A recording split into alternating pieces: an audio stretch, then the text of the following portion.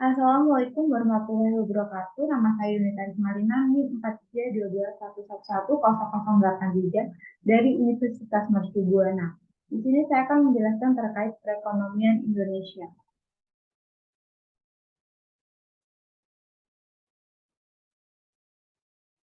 Kita akan membahas terkait transformasi struktural. Apa itu transformasi struktural? Pengertian dari transformasi struktural merupakan suatu proses transisi dari sistem ekonomi tradisional ke sistem ekonomi modern. Transformasi struktural ditandai dengan pergeseran tenaga kerja dan investasi dari sektor primer ke sektor sekunder dan yang terakhir ke sektor tersier. Pertumbuhan ekonomi yang disertai dengan transformasi struktural dapat dicapai dengan cara meningkatkan produktivitas di setiap sektor dan mengalihkan tenaga kerja dari sektor dengan produktivitas rendah ke sektor dengan produktivitas tinggi. Salah satu sektor premier di Indonesia adalah pertanian. Pertanian menjadi sektor yang penting bagi Indonesia. Kita akan membahas transformasi struktural. Yang pertama ada akumulasi.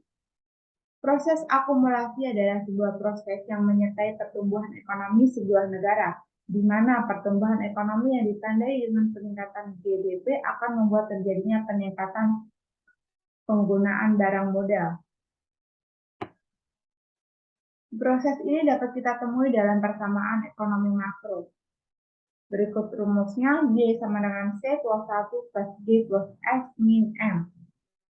Di mana C merupakan konsumsi, I investasi, G pengeluaran pemerintahan, X min M ekspor neto. Saat pendapatan sebuah negara meningkat, maka akan terjadi pula peningkatan dalam komponen-komponen lainnya. Investasi dapat kita analogikan sebagai proses akumulasi modal, karena akumulasi modal adalah penambahan jumlah barang modal termasuk di dalamnya penggantian jumlah barang modal yang sudah hangus akibat proses produksi. Ada akumulasi. Proses kedua yang menyertai pertumbuhan ekonomi adalah proses alokasi, yaitu suatu proses perubahan atau lebih tepatnya pergeseran sektor strategis penyumbangan nilai tambah terbesar dalam GDP. Pergeseran ini biasanya terjadi dari sektor primer atau ekstraktif, pertanian dan penggalian, menuju sektor sekunder, industri, dan terakhir sektor tersier atau jasa. Yang dimaksud dengan sektor ekstraktif adalah sektor yang outputnya diambil langsung dari bumi dan langsung digunakan tanpa diolah terlebih dahulu. Sementara sektor industri adalah sektor di mana terjadinya pengolahan dari bahan baku yang dihasilkan oleh sektor primer menjadi barang lain yang baru kemudian dikonsumsi. Yang ketiga ada demografi. Proses demografi yaitu proses pergeseran struktur ketenagakerjaan yang mengiringi pertumbuhan ekonomi negara. Dengan terjadinya proses alokasi, jumlah perusahaan yang bergerak di sektor industri juga meningkat. Akibatnya adalah tersedotnya tenaga kerja yang tadinya bekerja di sektor pertanian ke sektor industri pengolahan. Apalagi upah pekerja di sektor industri pengolahan lebih tinggi daripada di sektor pertanian. Sebagian besar industri pengolahan berlokasi di perkotaan, sedangkan sektor pertanian berlokasi di pedesaan, maka proses tersedotnya tenaga kerja dari pertanian ke industri pengolahan juga berimplikasi pada tersedotnya tenaga kerja dari pedesaan ke perkotaan. Yang keempat ada strategi tenaga kerjaan. Struktur perekonomian suatu negara antara lain tercerminnya dari struktur ketenagakerjaan. Struktur ketenagakerjaan adalah indikator yang membagi populasi penduduk berdasarkan status kerja, menganggur, mengurus rumah tangga, belajar, dan melakukan kegiatan lainnya. Yang kelima ada distribusi pendapatan. Proses selanjutnya, distribusi pendapatan per kapita penduduk. Distribusi pendapatan adalah pembagian penghasilan di dalam masyarakat. Dalam proses produksi, para pemilik faktor produksi akan menerima imbalan seharga faktor produksi yang disumbangkan dalam proses produksi. Proses distribusi terdapat ini akan terjadi siklus atau perputaran konsumen yang harus membayar harga barang. Yang keenam ada peran teknologi. Penguasaan teknologi akan membantu industri untuk cepat tumbuh, berkembang, dan mendorong daya saing. Digitalisasi sebagai salah satu produk teknologi saat ini sudah menjadi bagian terpenting untuk mencapai tingkatan efisiensi yang diinginkan sektor bisnis.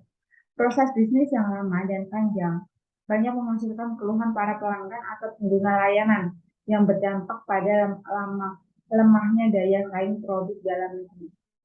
Dalam situasi seperti ini, sebagian besar bisnis di Indonesia merupakan transformasi bisnis melalui digitalisasi dalam proses bisnis yang semakin murah, cepat, dan simpel.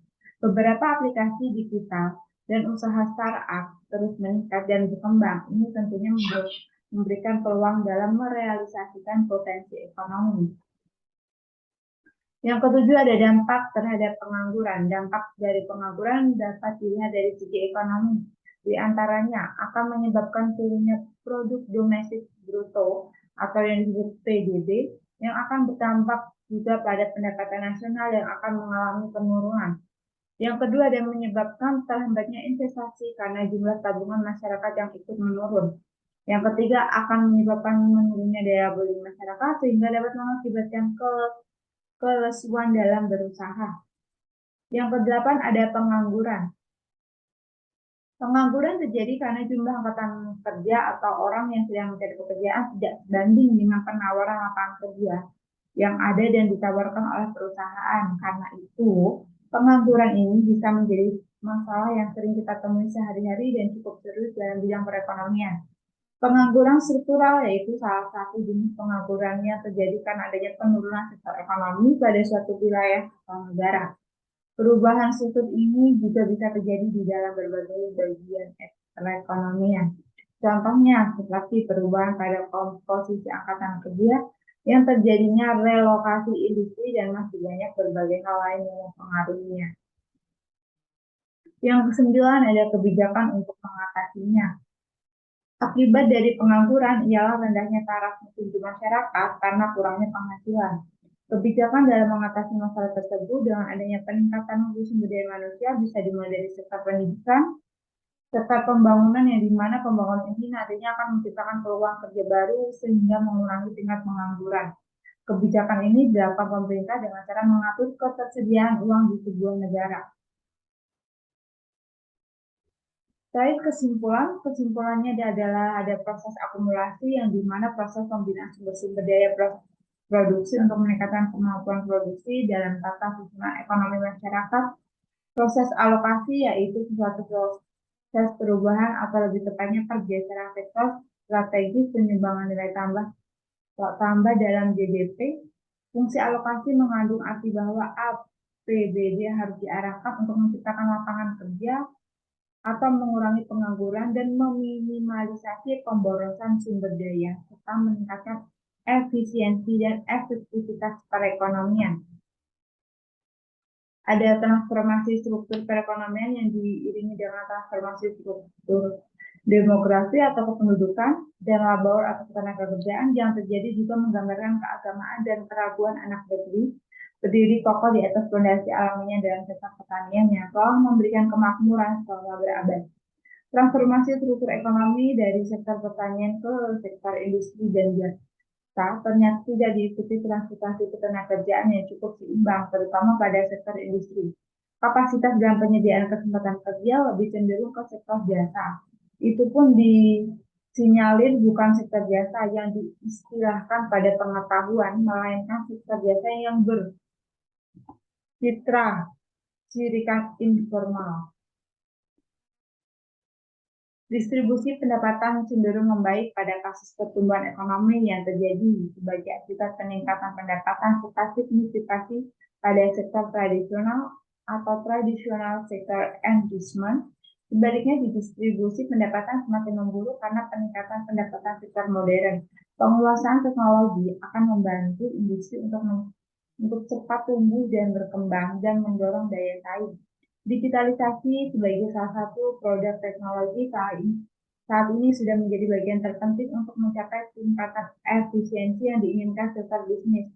Pengangguran struktural yaitu salah satu jenis pengangguran yang terjadi karena adanya penurunan struktur ekonomi pada suatu wilayah atau negara. Ada kebijakan dalam mengatasi masalah tersebut dengan adanya peningkatan mutu sumber daya manusia, bisa mulai dari sektor pendidikan, sektor pembangunan yang dimana pembangunan ini nantinya akan menciptakan peluang kerja baru sehingga mengurangi tingkat pengangguran. Kebijakan ini dilakukan pemerintah untuk mengatur ketersediaan uang di sebuah negara. Berikut presentasi dari saya. Bila ada salah kata, mohon dimaafkan. Terima kasih.